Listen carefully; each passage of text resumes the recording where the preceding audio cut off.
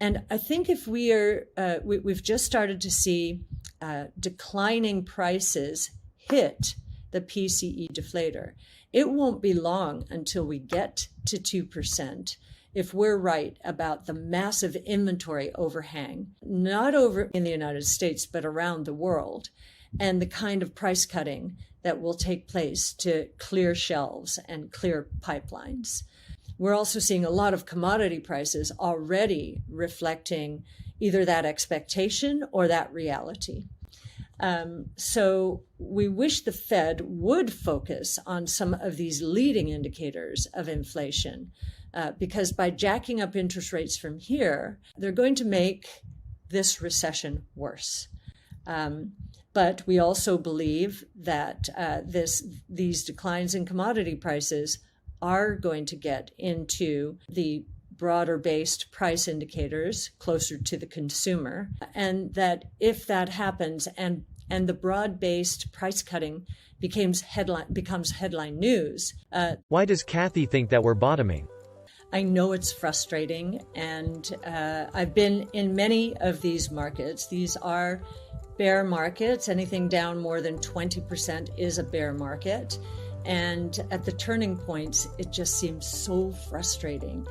I want to give you a sense of why we think we're bottoming and what the tug of war is out there and how the evidence is piling up that we are probably moving into a deflationary environment. We're getting real numbers now. This is not just a hypothesis.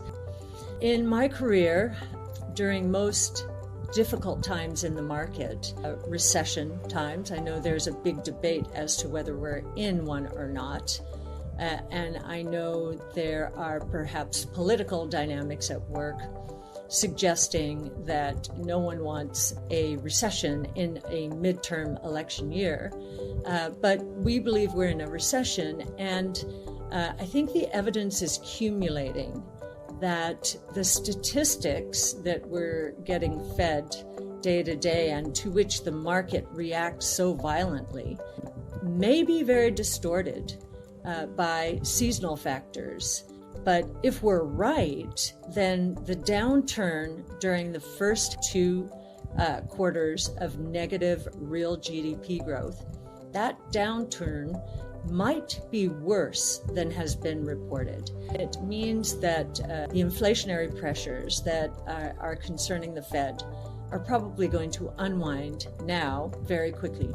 It is true, the last year, against our expectations, has been a very difficult one when it comes to inflation. I never dreamed, given all the new technologies in place to take care of these things, that the supply chain issues that started in April of 2020 would extend for more than 2 years. It's still pretty shocking to me. We do believe those are loosening up now. We're getting all kinds of reports that that is the case. And we also did not predict, no one did, the Russian invasion of Ukraine, which has sent food and energy prices soaring, which is a really cruel tax on the consumers around the world.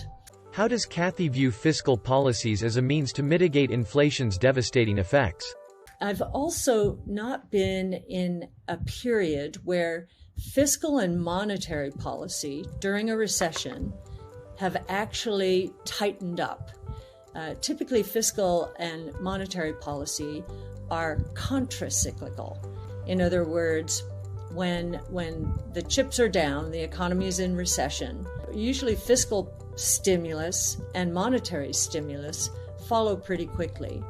And instead, what we're getting now is the opposite: fiscal policy tightening, including the Inflation Reduction Act, and monetary policy tightening aggressively. We got the Inflation Reduction Act, and as I think many studies have corroborated, the initial University of Pennsylvania analysis was that it would not reduce inflation. And yet, we probably will see lower inflation. I think that the administration will take the credit for that. And frankly, all I care about is that inflation unwinds. But to understand the pro-cyclical nature of this policy, taxes will go up. Now, this is over a 10-year period by $737 billion, and spending will go up by $437 billion, thereby reducing the deficit. Now, if that were correct, and I don't think it will be, these numbers are never really correct, but if that were correct, the deficit would be shrinking. And we do know that federal outlays still are down 15% year over year. That gets into our GDP accounts, and government accounts for 20% of our GDP. Down 15% in 20% of the economy, that is fiscal drag, and is contributing to the recession we believe we're in. On monetary policy, Chairman Powell gave his annual presentation at Jackson Hole, or gave the Fed's annual presentation. And we read line by line what he said, and it was very interesting. He invoked the name of Volcker, former Federal Reserve Chairman Volcker, who really combated the inflation of the late 70s and early 80s. He invoked his name twice, but he also hinted by using the phrase keep at it, or keeping at it. According to Cathie, how can the Fed's monetary policies help the failing economy? I really do believe that the Fed believes that we have a problem that might be that significant. If they didn't believe it, they wouldn't be acting this quickly. And I think they're awfully afraid of ruining their own legacies. They do not want to be known as the Federal Reserve members who presided over another big wave of inflation. For quite some time, we think this inflation is more associated with the shock of COVID and the rebound and all of the distortions that took place because of it. And we're getting more and more evidence about that. Now, one of the things that concerns us is because they are so fearful, the Fed members have taken the Fed funds rate up from 25 basis points, 0.25%, to 250 basis points, 2.5%, in the span of a half year. That's a tenfold increase. Now, we were in a period, especially after 08-09, where the Fed was basically laying low and just letting the economy heal.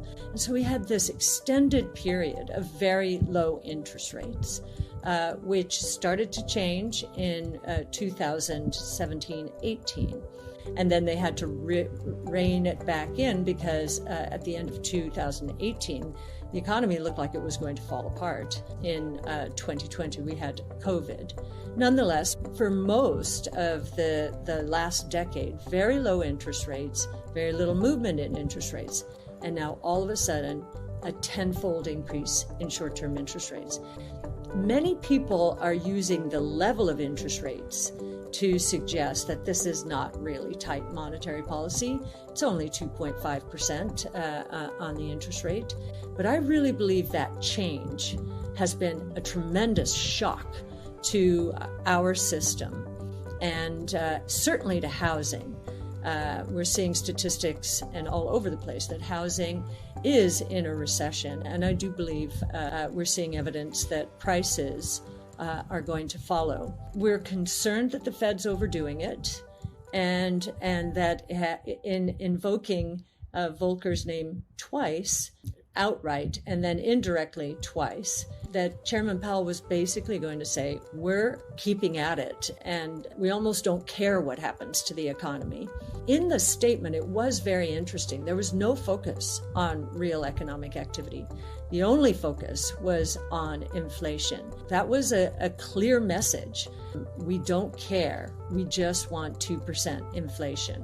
What do investors believe about monetary policies? Now, the reason this is so important from an investor's point of view is if you look at valuation, so PE ratios in the 70s and early 80s, I think they bottomed out somewhere between the 6 and 7 times range. So 6 or 7 times earnings. And I believe that was in 1982. That was because inflation had been ingrained and the discount rates, I mean, we were at a double-digit interest rate, so valuations should have been that low. Now, many people believe, certainly the bears do, that we are back in a 70s environment. And that is why they're very negative on the equity market. Because today, the PE ratio of the S&P 500, assuming $200 for S&P earnings this year, and I actually think that's too aggressive, but that's close to the consensus estimate. The S&P 500 is selling closer to 20 times. So many people who are seeing another big drop in the market are focused on valuation and that metric. And yet the bond market does not agree with this at all. In the 70s, bond yields just kept going up inexorably. And that is not happening now. If you look at the 10-year Treasury bond yield, it is having trouble getting above and then staying above 3%. We dropped to 2.5%, for example, in August. And now with the Fed's latest rhetoric, and especially Chairman Powell's Jackson Hole presentation, the bond market has backed up into the threes. But we don't think it's going to stay there. And I think that most of the people who believe we're going back into a 70s environment think that interest rates are going to double and then double again from there. If they do not, if these interest rates do not continue to move up, and we do not think they will, the long-term Treasury rate, I'm not talking about the short-term, that's more governed by the Fed policy directly. The long-term inflation rate is more focused on the next 10 years growth and inflation outlook. And so far it's saying that anyone thinking we're back in the 70s is wrong. Why are people concerned that the Fed will make a mistake? And I think a lot of price indicators are beginning to corroborate. The reason we worry about the Fed making a mistake is it seems to be focused on lagging indicators. Now, employment is one, but I think in the Jackson Hole speech that basically Chairman Powell said he didn't really care what happened to the real economy, and that would be employment. But the PCE deflator, the PCE deflator that the Fed uses is the core PCE deflator, taking out food and energy, which are sometimes held hostage to supply shocks, like we have seen. And I'll get into where that metric is, but it peaked in, I believe, February, and has been coming down little by little since then. We'll get into that. But it is a lagging indicator, and we're down to 4.6, just to get to that punchline. And I think if we've just started to see declining prices hit the PCE deflator. It won't be long until we get to 2%. If we're right about the massive inventory overhang, not over in the United States, but around the world, and the kind of price cutting that will take place to clear shelves and clear pipelines. We're also seeing a lot of commodity prices already reflecting either that expectation or that reality. So we wish the Fed would focus on some of these leading indicators of inflation, because by jacking up interest rates from here, they're going to make this recession worse. But we also believe that these declines in commodity prices are going to get into the broader-based price indicators closer to the consumer, and that if that happens and the broad-based price cutting becomes headline news, the Fed probably won't need to see the whites of the eyes of 2% inflation. Now, M2 itself, it peaked at 27% at some point in 2020, and it's down to 5.3% as of July. And given what we know about demand deposits in the banking system, it's probably going to drop to 4% in August, not leaving a lot of room for both growth and inflation to coexist. More important to us is what has happened to money supply in the last few months. It has been flat. It peaked in March, and basically it's at March's level today. That rarely happens with money supply. And so the longer it stays flat, the lower the year-over-year growth rate will go, 4.1%, 3%, and so forth, and could get to zero by the end of the year. And so we're watching that carefully.